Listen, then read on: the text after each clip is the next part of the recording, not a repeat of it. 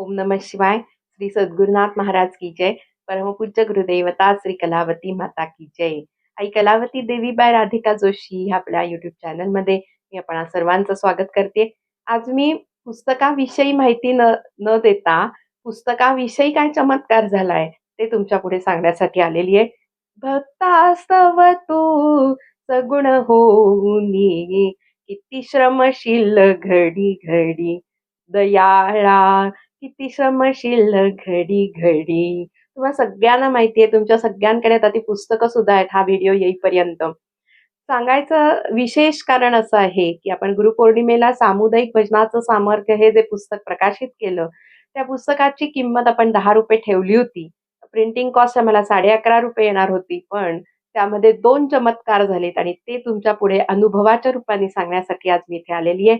पहिला चमत्कार असा झाला, की प्रिंटिंग प्रेसमधनं ₹11.5 एस्टिमेट आलेलं होतं. त्यांना आम्ही ओके म्हणवलं आणि ₹10 लाच आम्हाला पुस्तक द्यायचंय म्हणून ₹10 किंमत त्याच्यावर छापली. ती छापून आल्यावर ते जेव्हा बिल आमच्याकडे आलं, तेव्हा प्रिंटिंग प्रेसवाल्यांनी सुद्धा त्यांना सुद्धा कळलं, की ह्या बाईंचा कुठलाही त्याच्यात प्रॉफिट कमवायचा हेतू नाहीये. ₹11.5 किंमत कॉस्ट आलेली असताना ₹10 ठेवली आहे. त्यामुळे त्यांनी सुद्धा आपल्याला ₹10 बिल लावलं. हा मोठा चमत्कार पहिला. आणि दुसरा त्याच्याहून जास्त चमत्कार म्हणून भक्ता स्तव तू सगुण होऊनी, किती श्रमशील घडी घडी. ह्याचा अनुभव पावलोपावली येतो. पण हा मोठा अनुभव सामुदायिक उपासनेचं सामर्थ्य सांगणाऱ्या पुस्तकाच्या वेळेला आला म्हणून मी तुमच्या पुढे हा शेअर करतेय. दुसरा अनुभव असा आला, की ते पुस्तक प्रकाशन झाल्यावर दुसऱ्या दिवशी एका भगिनींनी माझी खूप तळमळ होती, की हे पुस्तक सुद्धा बालोपासनेसारखंच आपल्याला 4 किंवा ₹5 देता यावं. पण तसं काही होऊ शकलेलं नव्हतं. पण ती आतमधली तळमळ होती जी प्रचाराची, ती परमपूज्य आईंपर्यंत पोहोचली आणि एका भगिनींनी अशी विनंती केली, की ₹5 लाच सगळ्यांना ती पुस्तकं उपलब्ध करून द्या. वरचे जे काही पैसे असतील, ते मी सेवेच्या रूपाने तुम्हाला देईन. असा त्यांचा फोन आला, असा त्यांचा मेसेज आला आणि त्याप्रमाणे त्यांनी ती सेवा पण पूर्ण केली. आणि त्यावेळेला मला इतकं रडू आलं. ह्यामागे काय अजून सांगायचं कारण असं आहे, की सामुदायिक उपासना ही परमपूज्याईंची आज्ञा आहे आपल्याला आणि त्यासाठी प्रचारासाठी आपण जी धडपड करतोय ती परमपूज्याईंपर्यंत पोहोचली ह्याचीच ही पावती आहे. कारण त्यांची आज्ञा जो पालन करील त्याच्या पाठीमागे त्या अहर्निश उभ्या आहेत. हे आजच्या प्रसंगावरनं आपल्याला दिसून आलं. त्यामुळे पुस्तकाची किंमत आता ₹5 आहे आणि ती ₹5 आपल्याला सहज परवडणारी असल्यामुळे तुम्ही सगळ्यांनी आपली हरिमंदिरं पूर्वी कोरोनाच्या पूर्वी जशी फुलून भरून जात होती, तशी भरून जाण्यासाठी म्हणून नवीन लोकांना हा मार्ग कळावा, हा अतिशय सोपा, विनासायास, विना खर्चिक, फुकट असा मार्ग आहे.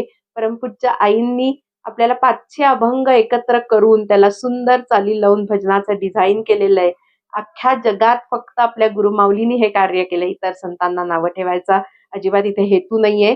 पण भजनाने काय होतं, 1 तास नाम घेण्याऐवजी 1.5 तास भजनामध्ये मन रमतं. पेटी तबला असतो, टाळ असतं आणि सुंदर अशा चाली असतात. त्याच्यात मन रमून जातं आणि मन रमून गेल्यावर ते देवाजवळ जातं आणि देवाजवळ गेल्यावरच आपल्याला देव जवळ घेतो असं परमपूज्याईंचं सांगणं आहे.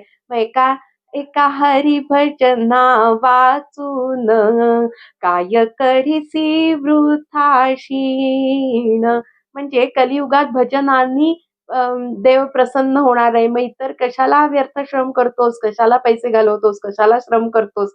इतर मोठे मोठे व्रत नेम करण्यापेक्षा फक्त आणि भजन जो करील त्याची सगळी पापं जळून जाणार आहेत आणि त्याला कायमचं सुख समाधान मिळणार आहे. हा सोपा मार्ग सगळ्यांपर्यंत पोहोचवण्यासाठी तुम्ही सुद्धा काय करा, तुमच्या परीने मोठी सेवा सगळ्यांना करता येईल असं नाही, पण तुमच्या परीने 25 पुस्तकं, 50 पुस्तकं असं जवळच्या आपल्या घराजवळच्या लोकांना देण्याचं करा. फुकट द्या.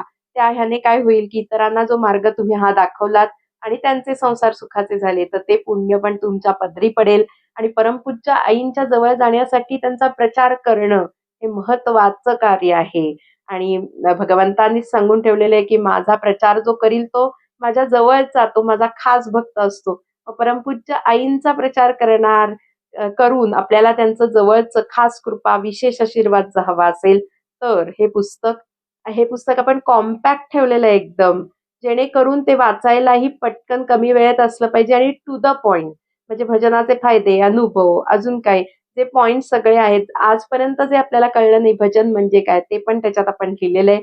पण अतिशय कॉम्पॅक्ट पद्धतीने म्हणजे लोकांना वाचायला पण खूप बोर झालं नाही पाहिजे आणि आपलं काय महत्त्वाचे पॉइंट्स आहेत, आपला हेतू काय आहे, तो सुद्धा त्यांच्या लक्षात आला पाहिजे. मग परमपूज्य आईनी आपल्याला असं सहकार्य करून त्याची किंमत निम्मी झालेली असताना, आपण जर त्याचा प्रचार करायला कमी पडलो, तर आपल्यासारखे अभागी आपणच. तुम्हाला जर ते पुस्तक विकत घ्यायचं असेल, तर माझ्या WhatsApp नंबरवर 9881110116 या क्रमांकावर तुम्ही मला पुस्तक हवंय असा मेसेज करून तुमचं नाव आणि ॲड्रेस पाठवा. मग त्या माझ्या सवडीने त्या वेळेनुसार मी तुम्हाला पुस्तकं पाठवीन. परंतु अ, हा व्हिडिओ करण्यामागचा माझा मेन उद्देश, की जेव्हा परमपूज्य आईंना आवडेल असं आपण वागतो, तेव्हा त्या सोबत आहेत अशी अनुभूती आपल्याला देतात. आणि ह्याच्यात महत्त्वाचं ठळक मला सांगायचंय, की मी सेवा करा अमुक-अमुक अशी कोणाला कधीही सांगत नाही. कधीही माझ्या WhatsApp ग्रुपवर मेसेजेस येत नाहीत, की माझ्या पुणे बिबवेवाडी शाखेत सुद्धा मी सांगत नाही, की आत्ता आपल्याला पैशांची गरज आहे.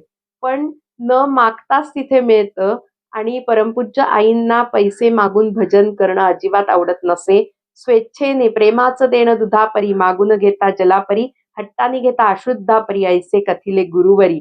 त्यामुळे तुम्हालाही कुठे भजन चालवायचं असेल ऑनलाईन, ऑफलाईन, तर अमकी-अमकी सेवा आहे, पैशाने करू शकता, असे मेसेज गेले नाही पाहिजेत.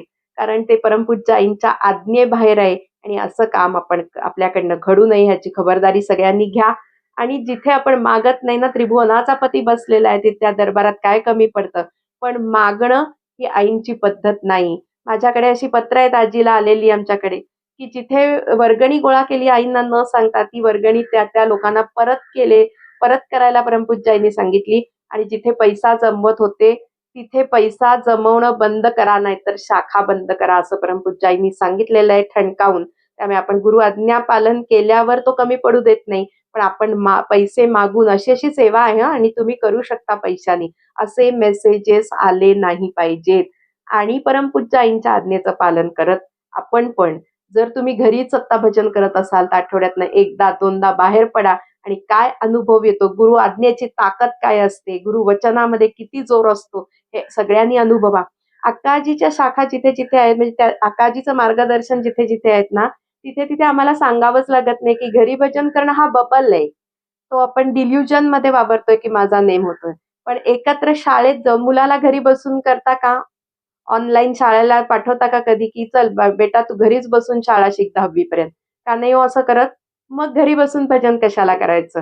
त्या शाळेत गेल्यावर मन जसं एकाग्र होतं, तिथे जो आनंद मिळतो, तिथे ज्या पवित्र लहरी आपल्याला मिळतात, त्याने आपलं चार्जिंग होतं, आपली पापं जळायला मदत होतं आणि ही गुरु आज्ञा जो पालन करील, त्याचं कल्याण झाल्याशिवाय राहणार नाही. आणि हा सोपा मार्ग जास्तीत जास्त लोकांपर्यंत तुम्ही सुद्धा पोहोचवण्यासाठी तो वसाहती घ्या. आपल्याला जमेल तसं जास्तीत जास्त लोकांपर्यंत हा मार्ग पोहोचवा आणि हा पुस्तकाच्या मार्फत पोहोचवला तर तुम्हाला काहीही सांगता आलं नाही म्हणजे कन्व्हिन्सिंग पॉवर नसेल तरी सुद्धा ते पुस्तकच बोलेल आणि ते पुस्तक बोलल्यावर हरिमंदिरात पूर्वीसारखी गर्दी पण होईल आणि जास्तीत जास्त लोकांना हा सुलभ, सोपा, विना खर्चिक मार्ग मिळून सर्वांचे संसार सुखमय होतील. धन्यवाद. ओम नमः शिवाय.